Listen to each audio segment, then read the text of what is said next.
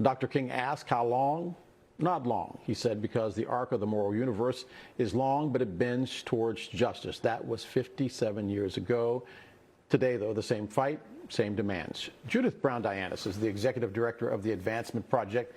She joins us from Washington, D.C. Judith, if progress were measured in miles, because of how many marchers there have been, Black America would be on the moon.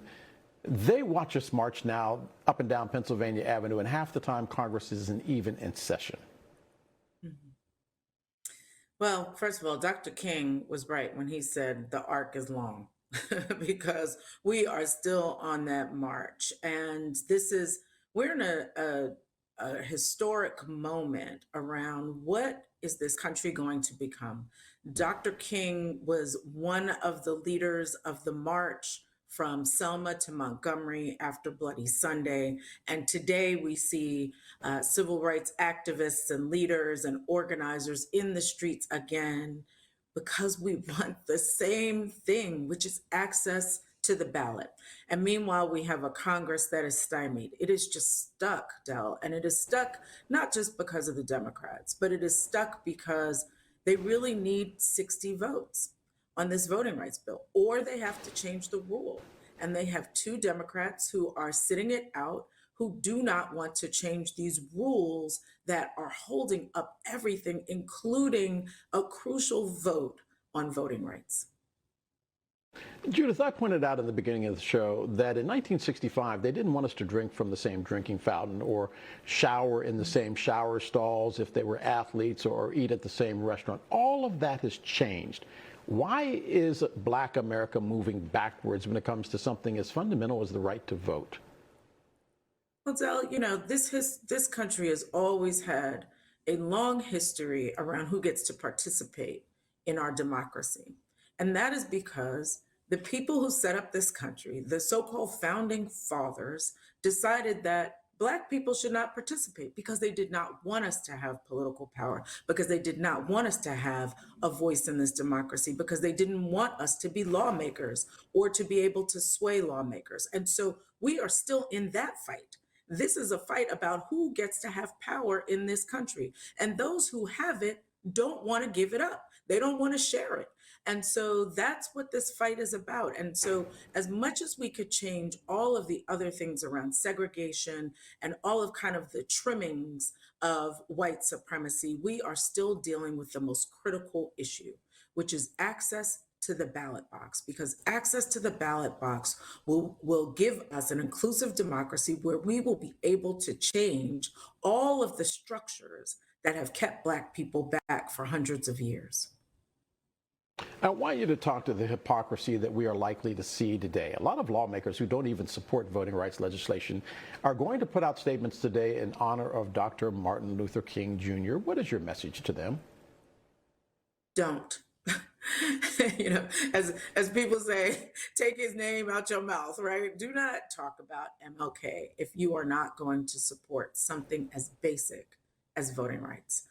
You don't have the right nor the privilege to be talking about Dr. King and about what he stood for if you are going to stand in the way of the access to the ballot box, because Dr. King believed that we should have access and that it should be equal for all people. And so don't stand up and pomp and circumstance, performative work just to act like you are in favor of equality and equity if you are not going to give us a basic fundamental right of access to the ballot.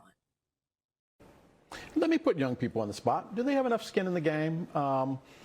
I remember integrating institutions of higher learning, broadcasting, but nowadays a lot of people thought that we were generation overcame. When Barack Obama became the president of the United States, they said, look at America. It's multicultural. We have an African-American president. We have an African-American attorney general, the two most powerful offices in the land. And then we looked at the backlash in the Trump years. Mm-hmm. Now it's almost up to the younger people. Do they have enough skin in the game? Do they realize what can happen and what America can look like if, for instance, Donald Trump wins and makes America great again in his phrase?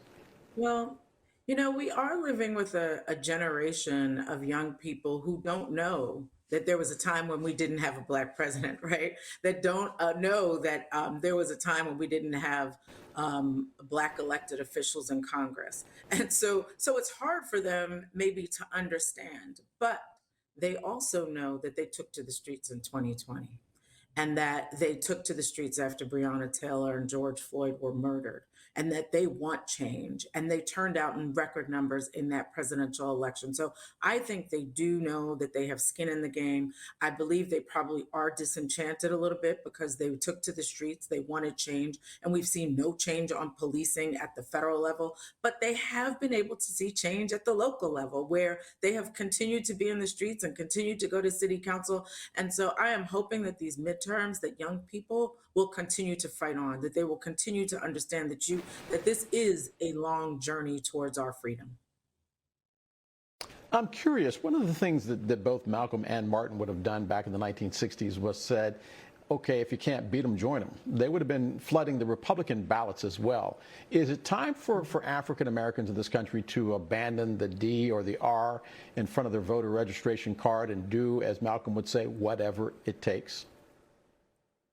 Well, I mean, the problem with the Republican Party is that they're the ones who are standing in the way of voting rights. They are the vote suppressors right now. And so for people to go and join the Republican Party to try and take it over, I don't know that that's going to happen, because actually the Republican Party is not just standing in the way of voting rights, but they also are the ones who stood by the big lie, right? A lot of this is that we are seeing right now is Trump ginning up his own base, continuing this big lie about the idea that he won this election, and they are falling in line, even though they know that that's crazy talk, but they are going along with it. So I don't know that that's the answer. I do think that the answer is we need to turn out more. We need to get our numbers up. We need a voting rights law because we don't want people to have to overcome huge barriers. Black people shouldn't have to overcome barriers when white people don't, right? So we need a voting rights bill, but we need to turn out, because if we turn out and if we vote for one party or the other, we can take over. This country, the demographics are changing. The browning of America means that Black and brown people are the majority, and we are going to be voting and we are going to have power. And so, again, it's going to take some time, but we are going to see huge shifts in this country. I'm curious, have we done a good enough job of teaching the real history of that era, and specifically that speech, the I Have a Dream speech? When I taught speech at Bowie State University, I made my students watch the entire speech, and they never, ever knew what happened before the I Have a Dream part, where I believe it is Mahalia Jackson said, do the sermon, Martin, because it was really falling flat on the crowd. And we also forget that in the latter part of his life, he was being challenged on things like Vietnam and why are you getting involved in that, and workers' rights and the things that King wanted to change. It was not just voting. It was not just one speech. Have we done a good enough job pointing out that part of what made Martin so successful was a movement that was wrapped in a religious fervor at the time, besides the political winds of change? Well, I mean, I think we have definitely in our schools sanitized our view of Dr. King. And that's because who's putting the curriculum together, right? They're telling the story that they want to tell, that he had a dream and that was it. He had a dream and then he was assassinated, right? Instead of talking about the radical Dr. King, right?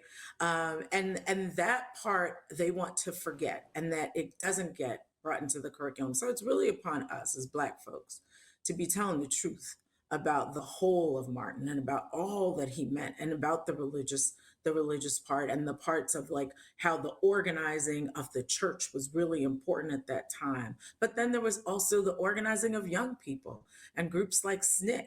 And so this wasn't just about Dr. King, right? But it was a total movement of clergy and other civil rights organizations. And so we have to tell the whole history. And I'll tell you, Della, I'm really worried about that, because we're talking about telling the real truth, and we're in the midst of a fight around critical race theory and the idea that they actually want to get rid of teaching the truth about white supremacy in this country. And so it's really up to us to keep the legacy alive, to tell the truth, to tell the truth to our families, to tell the truth to our children, and to make sure that people know the whole of Dr. King and all of the other people, including the Black women who were marching along and were activists and organizers during the civil rights movement.